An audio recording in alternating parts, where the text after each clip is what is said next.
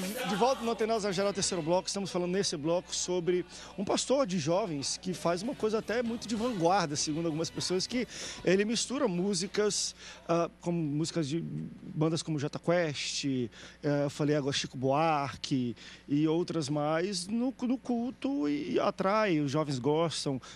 Atrai muita gente, 3.000 pessoas nos cultos, tem bombado bastante.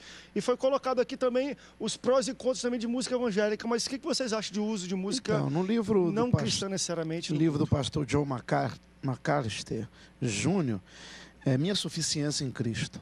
Ele fala muito sobre a palavra, a Bíblia Sagrada, e que se garante, né? Eu fico às vezes preocupado, não é, com relação a algumas questões, vou chamar até de aberrações, não é? Guardada devidas proporções. Sou músico, sou trompetista, gosto muito de músicas de vanguarda, gosto muito de bossa nova, essa coisa toda. Enfim, mas eu acho o seguinte, aqui em off, o pastor Antônio Carlos estava falando, eu acho que o ambiente de culto, de louvor, me remeto a quando Salomão termina lá de fazer o templo, e que, enfim, ele separa Asaf, Javelim, enfim, para preparar o louvor, e o louvor foi tão intenso, a adoração foi tão intensa, que Deus, numa teofania, teria dito, olha, eu vou descer lá, enfim, que os sacerdotes não conseguiam entrar no templo. Então, fico muito preocupado. Eu fiz programa de rádio há muitos anos, hoje eu não faço, mas fiz, aqui em Jacarepaguá mesmo, e na hora de colocar algumas canções, eu explicava para o público, olha, isso não é louvor não, isso aqui é outra coisa mesmo lá do ônibus, batismo no ônibus, não sei o quê, enfim, algumas coisas complicadas que, na verdade, as pessoas querem levar para dentro dos cultos e tal. Então, tem muitas adorações, muitos louvores e tal, enfim, que é importante de se colocar, e eu fico preocupado. Eu também, como disse o bispo aqui, não conheço essa pessoa, esse pastor, enfim, mas eu não sei se há essa necessidade tão grande para que se reúna 3.000, 4.000 pessoas e, na verdade, o louvor não ser para quem é devido. Às vezes é um acampamento, o pessoal está jogando bola, o cara quer botar uma música, talvez até seja aceitável. Eu vou colocar a minha posição, culto. a minha posição pastoral. Sou pastor há 10 anos da única igreja e tenho 35 anos. Minha visão é a seguinte, minha visão pastoral para a minha igreja local onde eu pastoreio. Eu abomino essa questão. Eu não penso que a igreja precisa disso. Minha visão é a visão de Paulo em Coríntios capítulo 6. Todas as coisas me são lícitas, mas nem todas as coisas me convêm. E eu não preciso, e nem todas as coisas edificam. Eu não vejo edificação espiritual nenhuma enquanto eu não estou explorando o louvor. Tendo em vista que a discussão foi para dois viés agora. Uma coisa é o que é feito lá, outra coisa é o nível teológico da música evangélica, que já é outra coisa. Então, assim, na minha visão pessoal, uma igreja tem que colocar música, seja lá quem for, independente do gosto do cliente, tem que agradar pessoas, eu estou fora. Eu não acredito nisso, eu acredito que há uma safra de músicas que falam realmente de Cristo, com genuinidade cristã, com verdade cristã, e eu não acho que o evangelho precisa disso. É a minha visão pessoal. Agora, for discutir a questão de música evangélica, a música evangélica, em vários níveis, está comprometida. Tem uma música que fez o maior sucesso, que fala, se alguém viu você passar na prova e não te ajudou, quando viu você na benção, desgraçado, vai se arrepender. O desgraçado é meu. Vai se arrepender, porque eu estou lá no palco, você vai me assistir, eu estou bem pra caramba, e você... Então, isso não é evangelho. Agora, pegar isso e querer jogar tudo no lixo, eu também discordo. Tá? Então, eu não vejo... pelo menos no púlpito da igreja onde eu sou pastor, eu prego o seguinte, meu querido, você deve procurar edificação para a sua vida. E eu não vejo edificação em músicas e letras de pessoas que não estão realmente falando com Deus. Tem gente que faz pacto com o diabo para fazer sucesso e coisas parecidas. Agora, isso é muito de fórum íntimo. Se o cara quer ouvir ou não ouvir, esse é o problema dele. Eu não sou dono da vida de ninguém. Eu prego a palavra e vai buscar edificação ou não. E aí é pessoal. Deixa eu levantar o que foi falado pelo pastor. Eu também não conheço, vi isso, aprecio, acho interessante pastores que pensam de alguma forma diferente, mas me preocupa querer ser muito diferente. Deixa eu só parafrasear, na verdade, só ler mesmo o que foi dito por ele. Não queremos ser mais uma igreja, o segredo é ser uma igreja diferente. Essa é uma frase que eu acho meio complicada. Não podemos ser esquisitos no mundo real, como se Porque ele isso foi quer se perguntado no sentido de adaptar. usar as músicas. Como se eu usar uma música de louvor normal de igreja, eu vou parecer ser esquisito. Se eu usar o Eu acho que é cantor muito real, pouco, Me pastor. preocupa- não, Pastor, demais é muito esse pouco, tipo olha de só, coisa. é muito Isso me pouco preocupa. você só achar que ser diferente já basta. Eu vi em Minas Gerais uma situação de um pastor que amarrou uma moto no púlpito e ele fazia um sorteio entre os dizimistas, aquelas pessoas que frequentavam, assim, tudo no objetivo de atrair. Um outro botou assim, dízimo com desconto, 7%. Assim, Vai tu ter pode sorteio achar... no culto, então o pessoal lotava pra ir então pro assim, sorteio, entendi. parece que assim, como a Que Bíblia atrai o diz, povo, a Bíblia né? diz o seguinte, que chegará o tempo em que as pessoas não suportarão a sã doutrina. E elas vão ter como que comichões nos ouvidos. O ser Então esse esquisito. tempo chegou. Ou seja, o importante é eu reunir gente. Juntar Se um eu tiver 1.000 pessoas, 3.000 pessoas, isso para mim basta. Não importa o que eu estou Pra mim pregando. não é complicado. Isso não vai- Queremos ser diferente. Então, diferente da igreja, mas parecido com o mundo. É isso que eu tô te falando. André, Tu quer ser diferente, tem que manter essa André, igreja. presta que aí tu atenção tá numa sendo coisa. É diferente. que é importante Diferente dizer de o seguinte, quem? Jesus, quando veio para cumprir o seu ministério, ele nunca deixou de ser judeu. Nunca. Ele nunca deixou de usar o talite. Ele nunca, em momento nenhum, deixou de ir à sinagoga. É o estilo de vida, né? Ele foi levado, foi circuncidado ao 8º dia. Ele fez o bar mitzvah dele. Quando ele está lá, que ele diz para os pais, olha, ele não tinha que estar na casa do meu pai. Ali ele está requerendo o direito de bar mitzvah, você de filho da promessa. Ele nunca deixou de ser judeu. Ele nunca deixou, ele não quis ser diferente.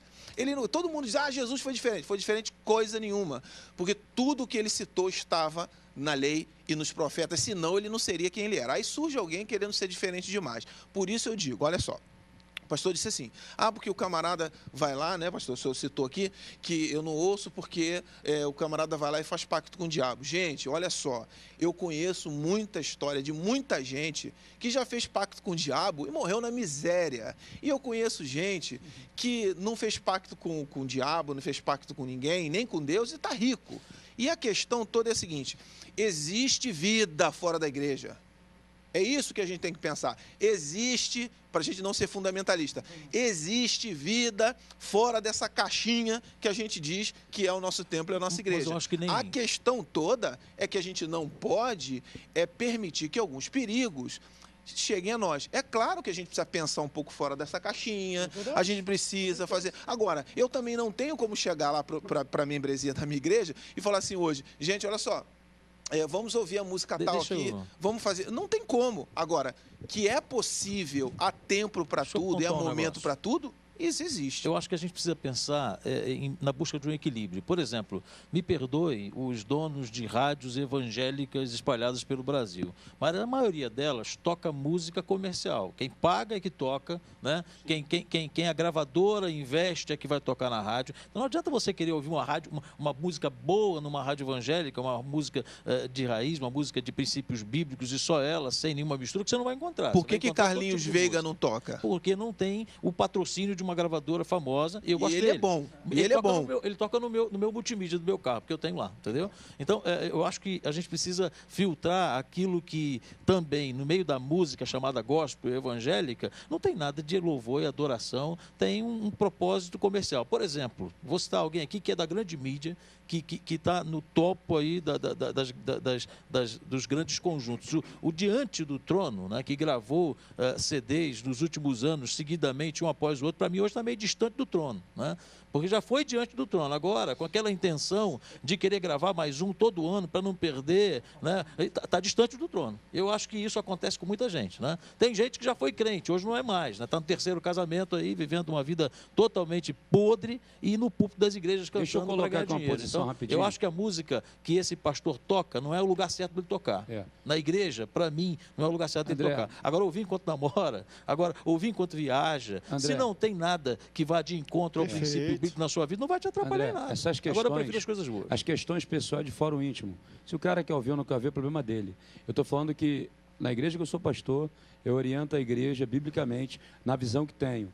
Eu vou citar aqui um texto, vou citar a psicologia, que ela está à mercê da Bíblia, ela não está acima da Bíblia. Filipenses 4:8, Paulo fala assim, finalmente, irmãos, tudo que é verdadeiro, tudo que é puro, tudo em que há virtude, tudo em que há louvor, seja isso que ocupe o vosso pensamento. A grande verdade é que o meu pensamento norteia o meu sentimento. E o meu sentimento norteia o meu comportamento. Aquilo que eu ouço, aquilo que eu vejo, ele vai infundir diretamente na minha vida. Não tem como ser diferente. Por isso que Paulo fala, nem todas as coisas edificam.